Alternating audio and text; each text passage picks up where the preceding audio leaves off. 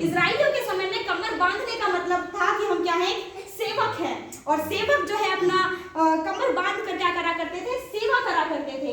तीसरा, उसमें हिम्मत थी, वो किसी से डरा नहीं, तुरंत के तुरंत उसे भी परिस्थिति का पता था, क्योंकि वो भी इजराइल में था, यहूदा में था, और वो क्या कहते हैं, एलिया के पीछे हो लिया।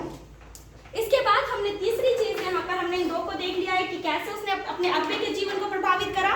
जो कि डरा हुआ था उसे क्या मिल गया, करेज मिल गया, हिम्मत आ गई, और वो एलिजाबेल के पास, अहाब के पास चला गया। तीसरा देखेंगे उस समय की परिस्थिति कैसी थी। अभी मैंने आपको बताया कि जो है एलिजाबेल का डर इतना था कि वो क्या कर रहा था, अपनी मृत्यु को मांग रहा था, और लिखा है इस प्रभाव का अगुओं पर क्या प्रभाव पड़ा, यानी कि एलिशा के जीवन से अगुओं पर क्या प्रभाव पड़ा।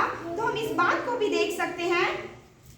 पहला राजाओं 21 का उसका 23 में देखेंगे कि जो डर रहा था, और बल्कि हम लोग 20 से लेकर हम 23 तक भी देख लेंगे, तो लिखा है वो अहाब के पास जाता है यहोवा के कहने से, और अहाब कहता है क्या तू मुझे ढूंढता है, यानी कि वो जो डर के भाग रहा था, अब वो अहाब को ढूंढ कर उसके पास पहुंचा था।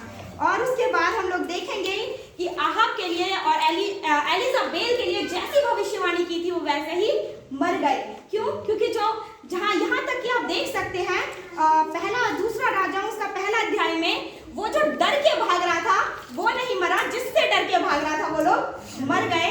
और क्या हुआ था, बल्कि वो जो डर के भाग रहा था, मृत्यु मांग रहा था, वो तो जीवित ही उठा लिया गया। और एलिया एलिशा जो है उसके अंतिम समय तक उसके साथ बना रहा, उसने एलिया को नहीं छोड़ा। तो हमें भी अपने अगुओं के साथ, हमने इससे सीखा, हमें अपने अगुओं के साथ हमेशा बने रहना चाहिए, और हमें क्या होना चाहिए, उनको हिम्मत देनी चाहिए। ऐसी परिस्थिति में जब एलिया डरा हुआ था, डर के भाग रहा था, एलिशा जो है उसके लिए एक नई हिम्मत बनकर आया था, और वो कैसे उसके साथ था, हमेशा उसके साथ रहकर उसकी सेवा किया करता था।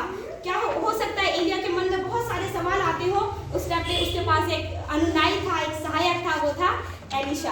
तो हमें भी इस तरीके से अपने जो हमारे अगुवे होते हैं, हमारे अगुवे होते हैं, हमें क्या होना चाहिए, उनके साथ रहना चाहिए, उनकी सहायता करनी चाहिए, हमें मेहनती होना चाहिए, क्योंकि परमेश्वर मेहनती लोगों को पसंद करता है। और एलिशा क्योंकि मेहनती था, जितने भी अगर हम बाइबल पढ़ेंगे तो परमेश्वर ने उन्हीं को चुना जो कि मेहनती थे। तो इस तरीके